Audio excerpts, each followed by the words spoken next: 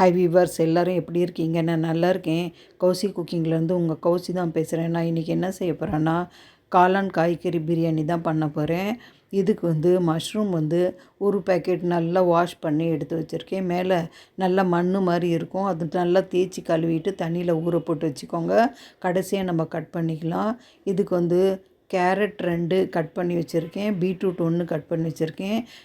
கொஞ்சமாக உருளைக்கிழங்கு 2 கட் பண்ணி வச்சுருக்கேன். பீன்ஸ் கொஞ்சமாக கட் பண்ணி வச்சுருக்கேன். உங்களுக்கு தேவையான அளவு காய்கறி எடுத்துக்கோங்க. பாஸ்மதி அரிசி எடுத்திருக்கேன். 1.5 டம்ளர் அளவுக்கு எடுத்திருக்கேன் பாஸ்மதி அரிசி. அரை மணி நேரத்துக்கு முன்னாடி ஊற போட்டு வச்சுடுங்க பாஸ்மதி அரிசி. 3 ஸ்பூன் இஞ்சி பூண்டு பேஸ்ட்டு எடுத்துக்கிறேன். சின்ன ஸ்பூனில். அதிக இஞ்சி பூண்டு பேஸ்ட்டு தேவையில்லை.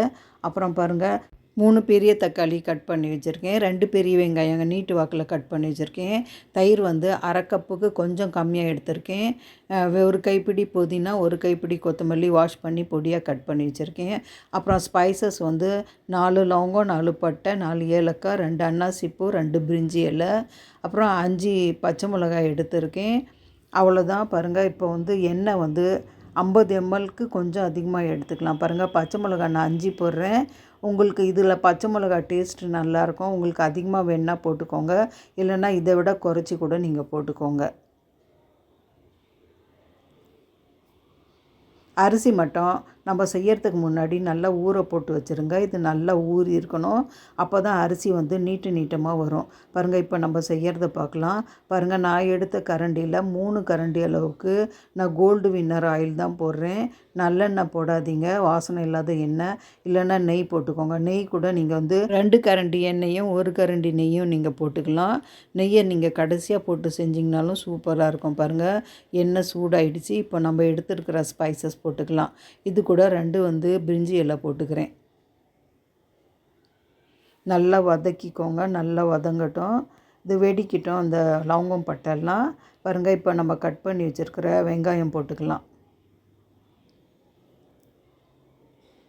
நல்லா கோல்டன் ப்ரௌனாக நம்ம பிரியாணிக்கு வதக்குறோம் இல்லையா, அந்த மாதிரி நல்லா கோல்டன் ப்ரௌனாக வெங்காயம் வதக்கிக்கோங்க.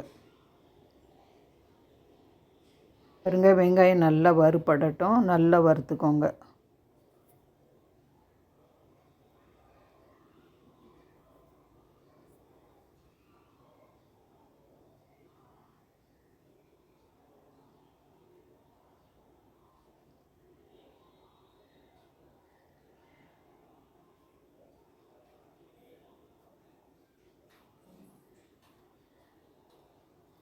வெங்காயம் வறுபட்டுடுச்சு. பாருங்கள், கொஞ்சம் கலர் சேஞ்ச் ஆகிடுச்சு. இப்போ நம்ம இஞ்சி பூண்டு பேஸ்ட் போட்டுக்கலாம். பாருங்கள், நான் சின்ன ஸ்பூனில் 3 ஸ்பூன் அளவு போட்டுக்கிறேன். நிறைய இஞ்சி பூண்டு பேஸ்ட்டு போடாதீங்க. நல்லா கலந்து விட்டுக்கோங்க. வாசனை வர வரைக்கும் வறுபடட்டும். பாருங்கள், இப்போ நம்ம கட் பண்ணி வச்சுருக்கிற புதினா, கொத்தமல்லி, பச்சை மிளகாய் எல்லாமே போட்டுக்கலாம். பச்சை மிளகாய் தாளிக்கும் போது போட்டிங்கன்னா உடஞ்சிடும். இந்த மாதிரி நீங்கள் வதக்கும் போது, வெங்காயம் போட்டு வதக்கும் போது போட்டுக்கோங்க. நீங்கள் எண்ணெயில் டைரெக்டாக போட்டிங்கன்னா வெடித்து கரைஞ்சிடும். பச்சை மிளகா காரம் அதிகமாகிடும் சாதம். பாருங்கள், நல்லா கலந்து விட்டுக்கோங்க.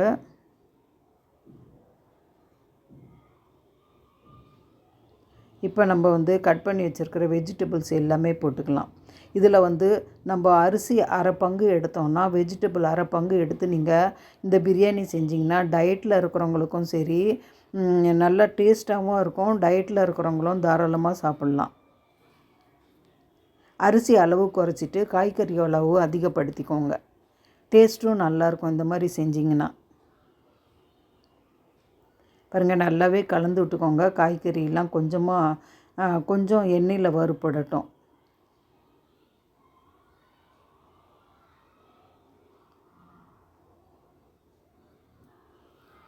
பாருங்கள், இப்போ இதுக்கு தேவையான அளவு உப்பு, மிளகாத்தூள், மல்லித்தூள். மல்லித்தூள் நான் 1 ஸ்பூன் போட்டிருக்கேன். மிளகாத்தூள் 1 ஸ்பூன். உப்பு தேவையான அளவு கொஞ்சமாக நான் போட்டிருக்கேன். அப்புறம் கடைசியாக செக் பண்ணி போட்டுக்குவேன். பாருங்கள், இந்த காய்கறி வதங்குற அளவுக்கு போட்டுக்கோங்க. உங்களுக்கு மிளகாத்தூள் அதிகமாக வேணுன்னா கூட நீங்கள் போட்டுக்கோங்க. நான் பச்சை மிளகாய் போட்டிருக்கேன் இல்லையா, கொஞ்சம் காரமாக இருக்கும். அதனால் நீங்கள் மிளகாத்தூள் உங்கள் காரத்துக்கு போட்டுக்கோங்க. இதில் பச்சை பட்டாணி இருந்தால் கூட நீங்கள் ஆட் பண்ணலாம். எங்கிட்ட இல்லை, அதனால் ஆட் பண்ணலை. பாருங்கள், நல்லா கலந்து விட்டு கொஞ்சம் நல்லா இந்த எண்ணெயில் அந்த மசாலாவில் இந்த காய்கறி வறுபட்டோம். நான் இப்போ மஷ்ரூம் போடலை, நான் கடைசியாக போட்டுக்கிறேன், நடுவில் போட்டுக்கலாம். பாருங்கள், இப்போ நம்ம எடுத்து வச்ச தயிரும் நல்லா போட்டு மிக்ஸ் பண்ணிக்கலாம். நல்லா கலந்து விட்டுக்கோங்க.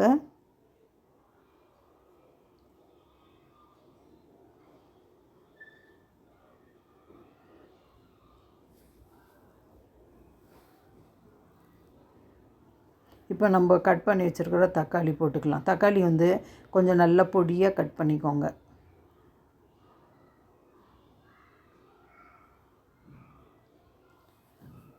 பாருங்கள், நான் அரிசி வந்து 1.5 டம்ளர் அளவுக்கு எடுத்தேன். காய்கறி பாருங்கள் எவ்வளோ இருக்குது. இதை விட நீங்கள் அதிகமாக கூட காய்கறி ஆட் பண்ணிவிட்டு அரிசி அளவு குறைச்சிக்கலாம். இது வந்து டயட்டாக இருக்கிறவங்களுக்கும் நல்ல வயிறு ஃபில்லிங்காக இருக்கும். அரிசியும் குறைச்சி போட்ட மாதிரி இருக்கும். பாருங்கள், நல்லா இது கொஞ்சம் வேகட்டும். பாருங்கள், நம்ம எடுத்துருக்கிற மசாலாலாம் கொஞ்சம் ட்ரை ஆகிடுச்சு.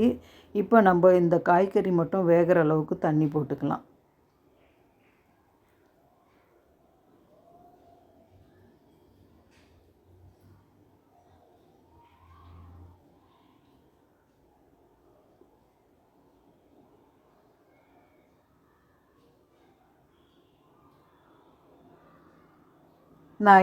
நான் தயிர் எடுத்தேன் இல்லையா, அந்த கப்பில் 2 கப் அளவுக்கு தண்ணி போட்டுக்கிறேன். தண்ணி போட்டு மூடி வச்சுட்டோன்னா அந்த காய்கறி வந்து 3/4 அளவுக்கு வேகட்டும். அப்புறம் நம்ம வந்து மஷ்ரூம் போட்டுக்கலாம். ஃபஸ்ட்டே மஷ்ரூம் போடாதீங்க, நல்லா வெந்துடும். அதனால் வந்து நம்ம நடுவில் வந்து மஷ்ரூம் போட்டுக்கலாம். பாருங்கள், நல்லா கலந்து விட்டு மூடி போட்டு வச்சுட்டேன். அந்த காய்கறி வந்து ஒரு 3/4 பங்கு வேகட்டும். மஷ்ரூமை வந்து நம்ம தண்ணியெல்லாம் ட்ரைன் பண்ணிவிட்டு பாருங்கள், இந்த மாதிரி பெருசு பெருசாகவே கட் பண்ணிக்கோங்க. அப்போ தான் பிரியாணியில் வந்து இந்த மஷ்ரூம் வந்து பார்க்குறதுக்கு நல்லாயிருக்கும். நீங்கள் பொடியாக கட் பண்ணிங்கன்னா நம்ம கண்ணுக்கே தெரியாது. குழந்தைங்க வந்து இது எடுத்து எடுத்து சாப்பிடுவாங்க. அதனால் கொஞ்சம் பெருசு பெருசாக கட் பண்ணி போட்டுக்கோங்க. பார்க்குறதுக்கும் உங்களுக்கு அழகாக இருக்கும்.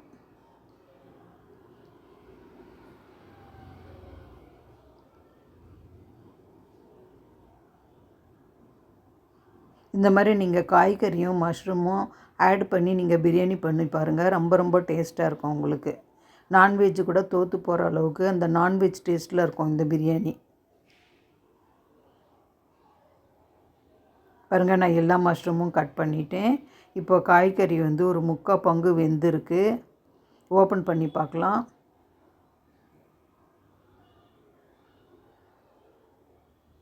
பாருங்கள், நல்லா வெந்திருக்கு காய்கறி.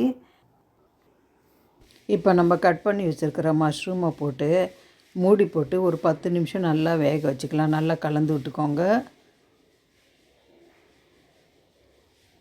இது கொஞ்சம் நல்லா வேகட்டும்.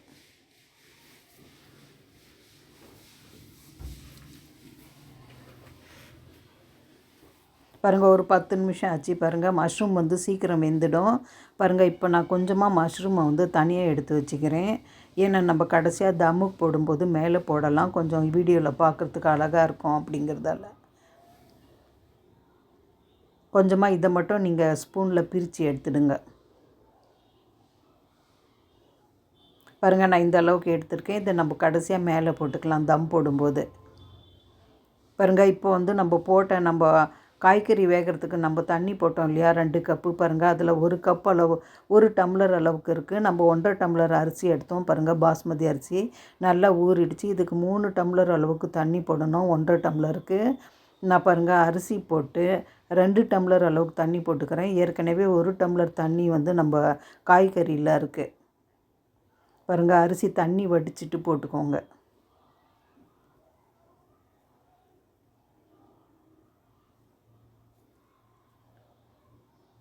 பாருங்கள், நான் இந்த டம்ளரில் அரிசி எடுத்தேன்.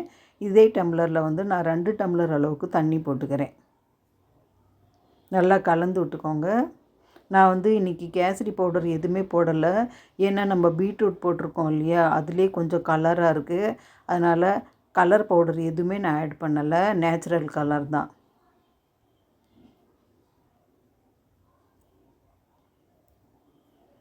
பாருங்கள், 2 டம்ளர் போட்டேன். நல்லா கலந்து விடுங்க.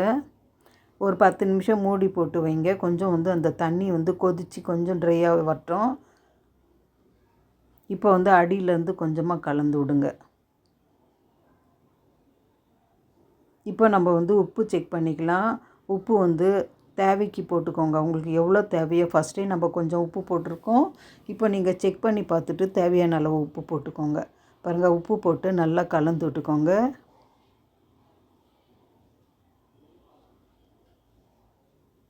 இன்னும் கொஞ்சம் தண்ணி ட்ரை ஆகட்டும். நம்ம வந்து அடியில் தோசை தவா, பழைய தோசை தவா வச்சுட்டு அதுக்கு மேலே தம் விட்டுடலாம்.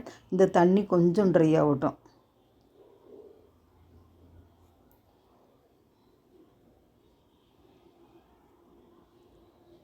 பாருங்கள், இப்போ நான் இன்னும் ஒரு 10 நிமிஷம் வச்சேன். பாருங்கள், தண்ணி எல்லாமே கொஞ்சமாக தான் இருக்குது தண்ணி. பாருங்கள், எல்லாமே இழுத்துடுச்சு தண்ணி. பாருங்கள், இந்த ஸ்டேஜில் நம்ம எடுத்து வச்சுருக்கோம் இல்லையா மஷ்ரூமு, அது மேலே போட்டுக்கலாம்.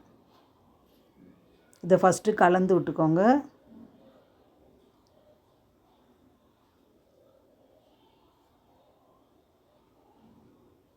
பாருங்கள், இப்போ பாருங்கள், பார்க்குறதுக்கு எப்படி இருக்குது அழகாக. அதுக்காக தான் நான் கொஞ்சமாக எடுத்து வச்சேன்.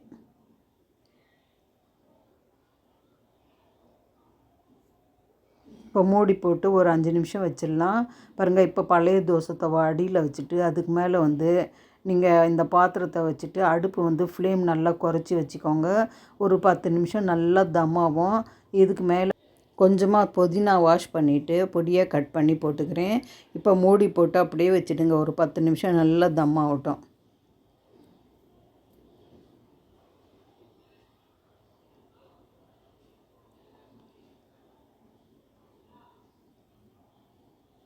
பாருங்கள் விவர்ஸ், ஒரு டைம் கொஞ்சமாக அடியிலேருந்து கொஞ்சமாக கலந்து விட்டு மறுபடியும் மூடி போட்டு வச்சிடலாம். பாருங்கள், ஒரு 10 நிமிஷம் இருந்தால் போதும். பாருங்கள், இப்போ ஓப்பன் பண்ணி காமிக்கிறேன். பாருங்கள், புதினாவும் பாருங்கள் கலர் நல்லா சேஞ்ச் ஆகிட்டு. பாருங்கள், அரிசி அப்படி இருக்குது, முழுசாக நீட்டமாக நல்லா ஊற போட்டு நீங்கள் செஞ்சிங்கன்னா பாஸ்மதி அரிசி இந்த மாதிரி வரும். பாருங்கள், நல்லா கலந்து விட்டுக்கோங்க. இப்போது பாருங்கள், இப்போ கலந்து விட்டு மூடி போட்டு அடுப்பு ஆஃப் பண்ணிக்கோங்க. இதிலே கொஞ்சம் நேரம் இருக்கட்டும், அப்புறம் நம்ம சர்வ் பண்ணுறதை பார்க்கலாம். பாருங்கள், சூப்பராக ரெடி ஆகிடுச்சு. பாருங்கள், சர்வ் பண்ணுறது பார்க்கலாம். பாருங்கள், இந்த பிரியாணி பாருங்கள் எப்படி இருக்குது. நீங்கள் மஷ்ரூமும் வெஜிடபிளும் போட்டிருக்கிறதால நான்வெஜ் டேஸ்ட்டில் இருக்கும். இந்த பிரியாணி ரொம்ப டேஸ்ட்டாக இருக்கும். நீங்கள் லஞ்ச் பாக்ஸுக்கும் இந்த மாதிரி செஞ்சு எடுத்துகிட்டு போகலாம். குழந்தைங்களுக்கு ரொம்ப பிடிக்கும். இந்த மாதிரி நீங்களும் செய்யுங்க. என் சமையல் உங்களுக்கு பிடிச்சிருந்தனா கௌசி குக்கிங் சேனலுக்கு லைக் பண்ணுங்கள், கமெண்ட் பண்ணுங்கள், ஷேர் பண்ணுங்கள், சப்ஸ்கிரைப் பண்ண மறந்துடாதீங்க. அடுத்த சமையலில் பார்க்கலாம். ஓகே, பாய்.